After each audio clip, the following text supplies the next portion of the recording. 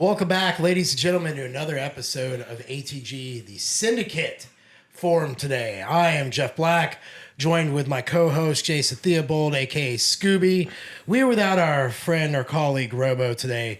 He is having to wine and dine business guest as he is flirting with the 8- and 9-figure companies in his life to rule and take over the world. So we wish him well. But we have our buddy, the one, the only Vince Pitstick, V-Daddy, as I call him, to all those who know him. He is here from Tampa, Florida. He's the owner of Nutrition Dynamic, co-owner now Vital Network. Vital Coaching. Network, that's right. Vital Network, and then co-formulator, co-owner of New Ethics Formulations, same as Jason Theobald. All these great things. We brought you in here today because the three of us are going to jam on the topic of Semaglutide, Ozempic, Wegovy, all the taboo, dirty names. So we're probably going to have a different approach to it, I would dare say, than most of the podcasts. You often see it being shamed, a lot of sound bites, 60-second, 90-second clips that are trying to inform you something that actually does have a place in medicine. These two guys, what they do with their clinics, with their clients, they're on another level. And we wanted to kind of showcase that today and bring a different light to Semaglutide, because I have some use with it in regards to the gym pop people.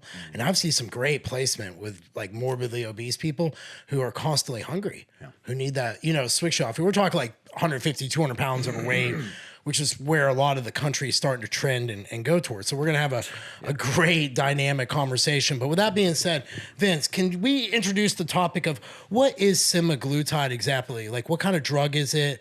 What's the mechanism of action? How long has it been around? You want to give a little breakdown there? Yeah, so I think it's important that, like, a lot of clinics that I used to have relationships with as an advisor started using it. This has been around for about 20 years, actually. Right. The research has been going on for even a little bit longer than that.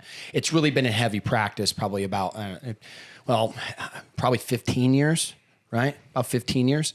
And where I first saw it, and this is why I naturally at first I was resistant, so maybe other people will feel this way too. When you hear the word semaglutide right now, the symbolism behind it, what you're hearing is weight loss fad. And I would really ask people to hold judgment for a minute and not just assume this is another HCG, just is another phentermine, is another like speed pill, something along those lines. Although it can be abused like that, right?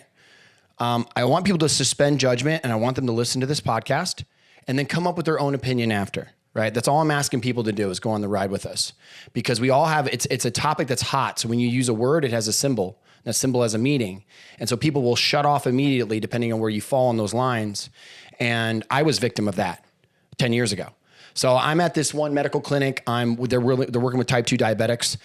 And we start seeing a rash of metformin resistant type 2 diabetics. Okay. This is important to give context, where their sugars are staying stable. They're using metformin one day, next day, everything is great. And then boom, sugars go to 250.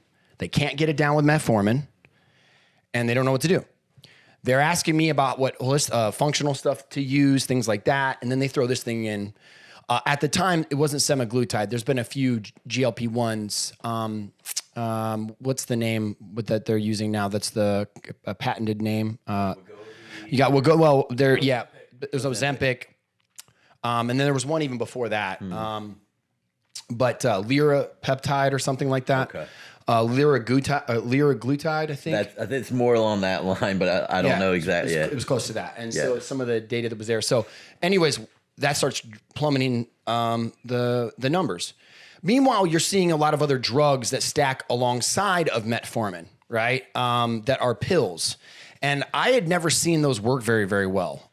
There's a multiple stacks that you can add on top of metformin that will talk about losing 15 pounds within the first month or whatever. And those drugs always seem to have really bad effects to the metabolism. So I was always very anti any type 2 diabetes medication that would be stacked on metformin, because I knew that if you took it for a couple of years, it would actually be the thing that makes you gain weight. So I was very anti. It seemed like it would be a positive effect and then a negative effect. So I was very anti-semaglutide. Now, we would see some people lose some weight. I thought it was a gimmick at the time, and I was very judgmental of it. So when it really got popular in weight loss and it started coming across my desk and people were asking me about it, this is about 5 years ago, I was talking shit about it. I was that guy talking shit, right? And I realized that I passed judgment way too fast. I actually remember you talked shit on it, one of the PECs. I did. It was I early. did. One It of the was early. early That ones we did. 2019, somewhere I around did there. because remember, I was thinking of it in context of metformin resistance and just stacking it on top. So what I was using was my judgment of my preformed concept of what it was. And because of that, I didn't even look at it. I didn't double check the research. I didn't do anything. I just passed judgment. So I've put my foot in my mouth a few times now in the pursuit of truth. And that was one of the last times where I'm like, man, I'm not going to talk on anything until I've really given it a thorough pass and make sure that I've checked my bias and then seen it work more clinically, right? Semaglutide, in a nutshell, is what they call a GLP-1, a glucagon-like peptide, right? One. And it is actually secreted in your gut in the response to you eating food, okay? So it's like when I chew up food and then I swallow it and it goes into my gut, it's actually something that's released with the help of bacteria. And then it is released, and that's what your pancreas kind of responds to as well to release insulin. We can go down the track more and more here, but I think the important thing just to understand in general what it's designed to do in the body is that it's a timing. Digestion's a symphony. When I eat, the band's got to play, the violin's got a violin, the trumpet's got a trumpet, and it's all got to happen in the right order. And when it doesn't matter how it gets off. It's all chaos and garbage. Sounds like shit. So that's why it's very, very important right early on in the series of the symphony that GLP gets released. That's peptide from the gut that then interacts with the beta cells of the pancreas. Then the beta cells of the pancreas then release insulin with the glucose that's inside the blood, right? So it's a very important symphony that all has to happen at the same time for you to have the appropriate amount of insulin to shuttle nutrients both into your fat cells and into your muscle cells. This is very important because people will tell you that insulin is the reason that everybody's gaining weight. And I will tell you that we learned from semaglutide, insulin is the reason that people burn fat. And people will think, well, insulin stores fat into triglycerides, into fat cells, but it's because, here's the symphony. It's because the insulin shuttles nutrients into fat cell that the fat cell then releases the thing we need to burn fat, which is what? Leptin. So leptin gets released from the fat cell because it just entered in nutrients. If no nutrients enter the fat cell, it does not release leptin. So the point is there's a very intricate, and you have to follow the line of like the method of action that is occurring in the physiology that creates the outcome of reduced hunger. Because leptin reduces hunger. Right. And so what they're looking at semaglutide is someone is not hungry and doesn't eat. Well, I've seen that shit before. Right. That's what people are thinking. They're thinking, oh, I've taken fat burners. I've taken, medicines that don't make me hungry. I've gone to the doctor and gotten the phentermine. This is just another bullshit gimmick. Yeah. And while 70% of the world is using it for inappropriate reasons, we're going to be wise. We're not going to pass judgment right away. We're going to go through this journey with these three wise gentlemen here, and we're going to unpack what's good, what isn't, and then where so you can make a great decision about where you fall on the topic of semaglutide. How does glucagon play in? So for our listeners, I think that's important. That'd be where you want to go first on the whole thing.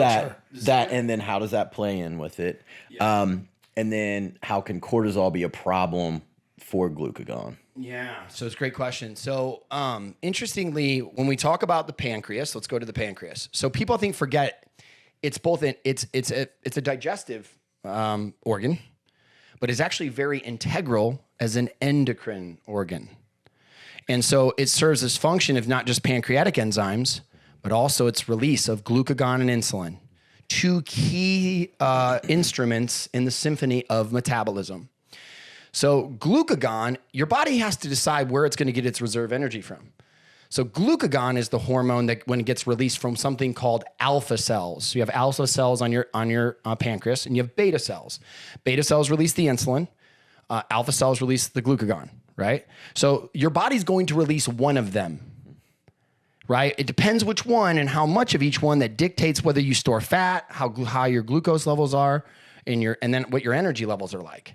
And people forget this because we only look at data. This is where I was at with it. I thought insulin was bad because I was only looking at research of obese, inactive people. And what you see there is high fasting insulin levels, which would lead you to believe that insulin is bad, when actually insulin is the absolute key to an amazing metabolism, right? But when you only see it not working in the worst cases, then you tend to get a bad picture of what it actually does. So glucagon is what tells when your liver is basically when your liver releases glycogen, right? So for example, if I don't eat food, and so there's a whole lot of evidence that would suggest that it's possible that some of the sugar alcohols, high stress, other components are simulating the release of glucagon with cortisol when no food's being eaten, which is why sometimes in starvation mode, some people's bodies will end up creating high glucose levels without high A1Cs or high insulin. And it confuses people because they don't do data on them. This is the problem. They only have data on type 2 obese diabetics, right? This is the issue. So we only know one population in relationship to semaglutide or Wegovy or any of the names. So what happens though is as glucagon is released, right, that's what's able to convert glycogen stores from the liver into sugar, right? So it's delivering energy. What do you think insulin's doing? Insulin's taking the energy and making sure that it does what? Goes into the cells. Stored.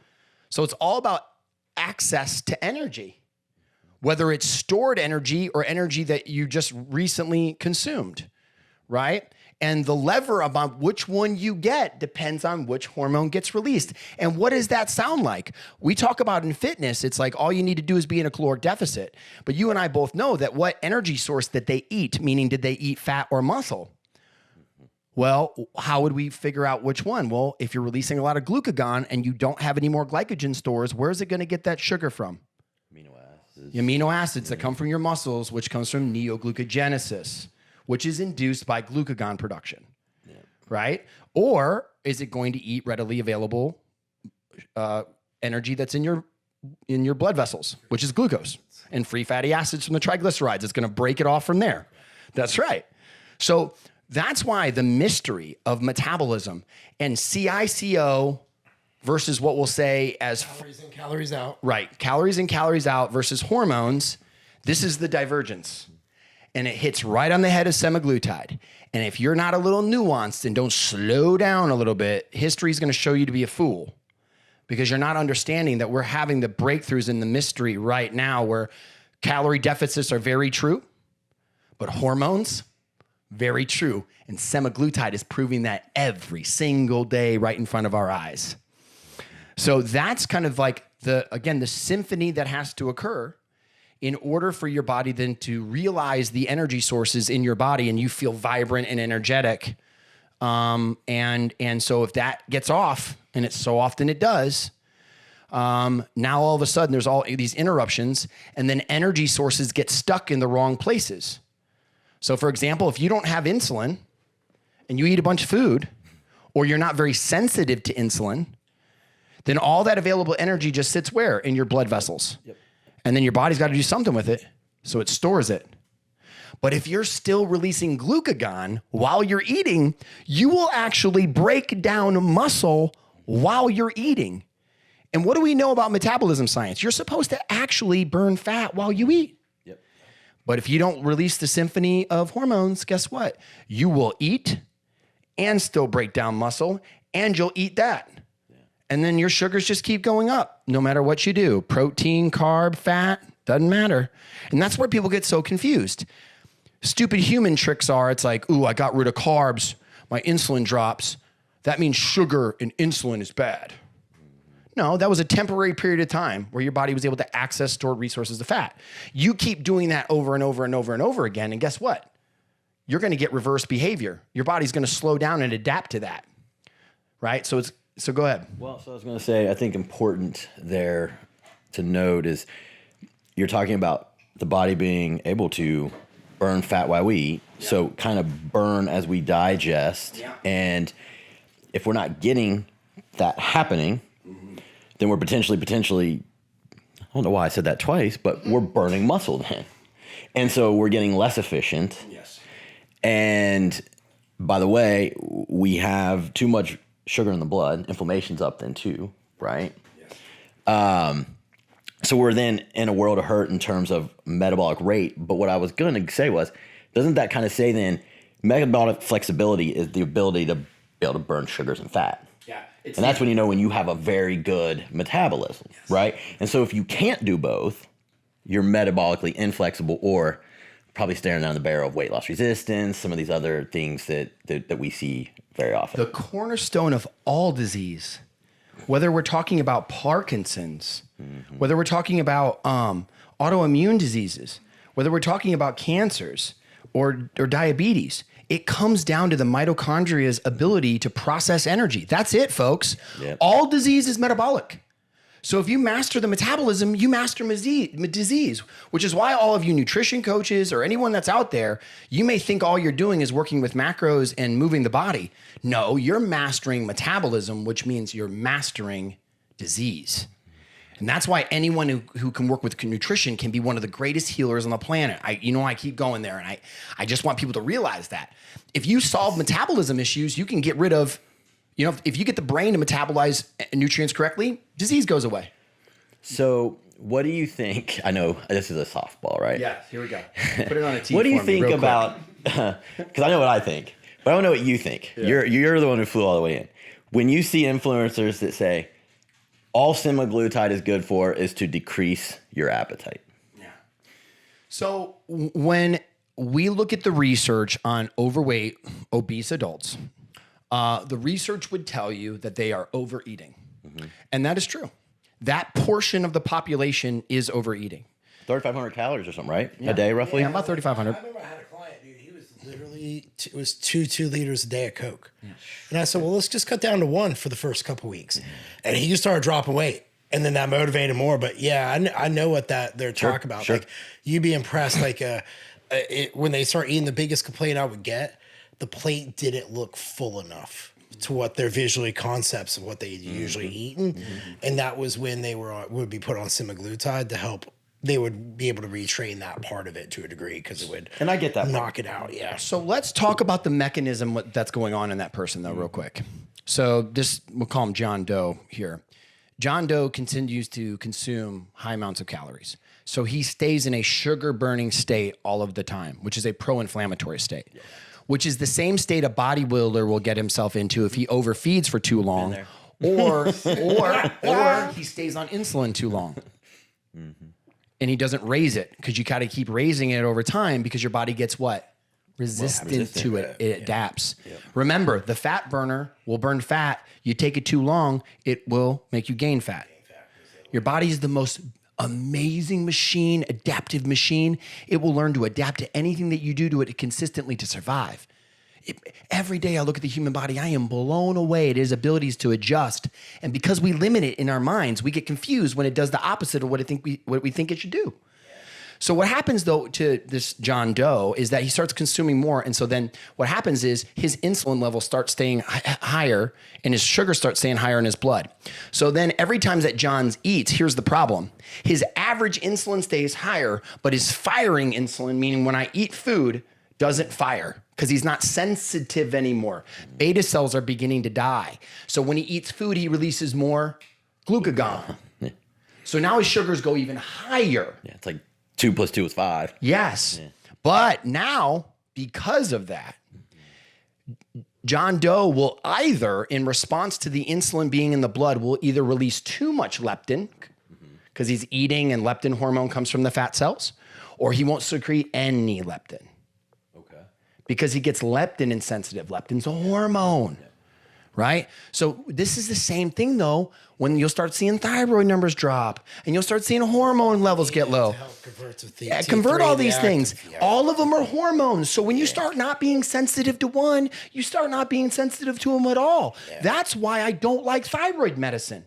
Because when you get insensitive to thyroid hormone, everything else gets less sensitive. You will not find one person on thyroid hormone that 3 to 5 years later isn't having sex hormone issues, that isn't having metabolism issues. It's the thermostat. If you mess with that, you change the temperature in the whole house. You just don't realize you're doing it. Yeah. So I digress. So now what happens to this gentleman is that his fasting average insulin is staying higher, but his body's not sensitive to it. So when he eats food, he doesn't release enough insulin to absorb it into his cells. So now too much available energy sits outside in the vascular system and starts rotting him like a sugar in an engine. But that's why you have to give him insulin to shuttle the nutrients into the muscle. Yeah. It's not that you don't have insulin, it's that your body's not firing and releasing enough because your beta cells are dying and you're not sensitive to when you eat food, which is the same thing, here we go, that happens to chronic dieters.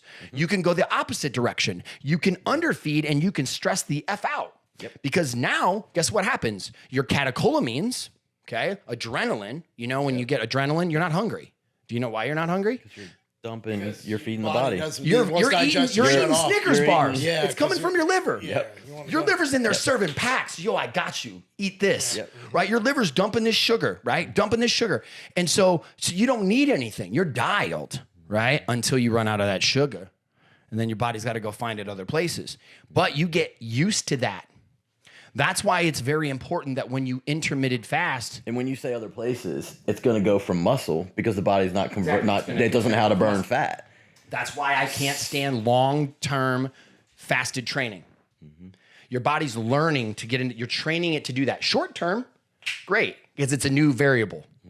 You always get a good response. 6-8 weeks of anything, you can throw anything in. But then take it back out. Because your body's going to get used to that, particularly with women that are really high stress or anybody that's high stress. If you're really high stress, your body's going to adapt to things much faster. If you were super chill and all you did was sleep and then go to the gym, you can get away with things a lot longer. But when your body's already stress adapted, central nervous system's out of control, and your catecholamines are releasing all day, even when you're not training, you'll adapt to a workout much faster. Does that make sense? Yeah, no, 100%. You see it all the time. See it all the time. Yeah, you'll see them. The response they usually do is, well, 4 days didn't work, so 5. Yep. 5 didn't work, so 6. So 6 becomes, And so most driven people, just so you know, a little bit on the genetic side, because we teach genetics coaching. On the genetic side, most of these people that are very driven to undereat, overtrain, the people that are not researching because they're too fucking busy to do research. Are any of you gentlemen going to get paid $50 a day to go do research? No. Neither is any woman or any person that's too busy. So you're only researching the people that have got the time to waste, and then you get the sense that everyone's like that. No. Just the people we observe are like that. Less and less Americans are just sitting around over-consuming food. In fact, they're under-consuming and overstressed. Now, there is a good amount. You'll go through seasons where you overeat. Don't get me wrong. But then what about the other times you're not eating? Well, now it's because your metabolism's getting suppressed, and then you expose it to all these calories. It's not ready for it, and the hormones don't work correctly, so you store too much of it as reserve energy. Women are notorious starvation artists in the times like over 7 days. They might think they eat off, but when you see it over a 7-day window, you're right. That's why, listen, I love my science guys out there. I love my Lanes. He's cool. I like these guys. They're really good. Martin, all these guys. But they're only looking at what you can see, and I'm sorry, we're only looking at what we can observe, and what we can observe is only people who have the time to do research, which are not most people. Do you see the problem? We're going to do a research episode. I'm going to tear it apart. It's not the Bible. It's a good frame of reference. Right. But that's how we draw our judgments on semaglutide, how metabolism works. And then that's why we get so divided. Yeah, 100%. Which comes back to the semaglutide. And now, once you've heard what I said, anyone listening to this right now, now that you've heard this, you can't unhear it. And when you can't unhear it, when you're having weight loss resistant clients or things that are slowing down, you're going to know it's not just, cut more calories and make them work harder. The body's adapting to that every time. It adapts by becoming less hormone sensitive. That's the point. It's part of adaptation. It's on deaf ears. The hormones are falling on your, You got it. So this is where semaglutide becomes very, very interesting. Because one of the things that I've learned, if we go back to metformin, right? Metformin, a really good short-term tool. Would we agree, gentlemen? Definitely. Yeah. 100%. But have you not noticed, though, if you leave it in with no carbs, what happens, Jay? No carbs? Yeah, no carbs. You could go hypo. Well, a little bit, but then have you ever not noticed that it kind of slows your metabolism down? I've seen it a bunch. So you give metformin to people who don't need it, and you take all the carbs out. It'll work for a hot second, and then it stops working, and then I start seeing sugars go. So where I started finding that was the best for me to use metformin was when I shot it with an HGH shot. Well, there you go. But that was to blunt the glucose response from the GH shot, right? Right. That was but otherwise, Remember, I think this is going to resonate with you. Remember how we would talk about being on metformin for a while? We'd get flat. Yeah. That's what he's talking about. He's talking about that metabolism. And then you went that one time, you said, dude, I went to Burberry and I'm fucking full as a house, full as a tank. And you were seeing those things? Yeah, that's what he's talking about, the metabolism. Yeah. Because we were both talking about that flatness. And I know that it's true, gentlemen, because I worked behind some of the largest type 2 diabetic clinics as a functional consultant, and everybody's in there. Their sugar started blowing up, and they were on doses of 4,000 extended release metformin. Dude, back when I was doing keto, remember when you had me on that? I was doing 1,500 milligrams of metformin a day. Yeah. And driving my BGs just down to just keep that going. So I was trying to elicit the autophagy. Remember, we went through all this stuff. But I've seen that on other places like 1,400. Metformin is a great tool. And early on, it does create autophagy. Okay, don't get me wrong, but your body will adapt to that so fast, and your body gets tricked, and immediately it goes, nah, something's wrong. So it's like, I need more sugar. So you're training it to go to glucagon in a fasted state. That makes sense. Yeah, you're training it. That makes Don't sense. be mad at your metabolism. You made it that way. And I try to tell people that all the time when they feel their bodies have alienated them. Don't be mad at the thing that you trained. So metformin, and this isn't about metformin. We'll get back to semaglutide. But it's the whole thing is fun as shit to talk about, right? Yeah, so then I guess there's a principle hormesis. So would it make sense then to only use metformin 8-week blocks, then maybe use G-Day Max Pro or like, there you go. You've got I guess, rotate it. So we launched and we'll be talking the OID mastermind here soon. And I've come up with a bunch of different ways to rotate. Maybe you can just try a 2 and 2 or try a 3 and 3. Just start having fun with it. Your mind will figure it out. I don't even got to tell you. You'll figure it out. Yeah. But and you decide what's best. But I do it all the time. Yeah, there's a good one for you. Makes sense. Yeah. Makes sense. Whatever you figure out when you get there, don't share it. Make them pay you for it. Because I'm telling you, I just gave you something that's going to put you on the trail that when you figure it out, you're going to be like, oh, shit. I got the next thing. Yeah. Because it works. Guess what? I give this same speech. I was at the IFM, right? No, what was the event we just went to? No, it was we just went to the biggest health event all year long, basically. It was the A4M. Yeah. A4M. And I'm sitting in a room of doctors talking about the principle of hormesis and diet variation and medication variation. I had cancer doctors and diabetes doctors, and everyone's sitting there and their minds just went, everyone's going, do, like lights turning on. Like the principles that I'm telling you are the principles for the best healing in the world and the best outcomes. Like these things are essential across the board, but humans can't see it unless you show it to them. Until you showed them, and then it's like it was in front of me the whole time.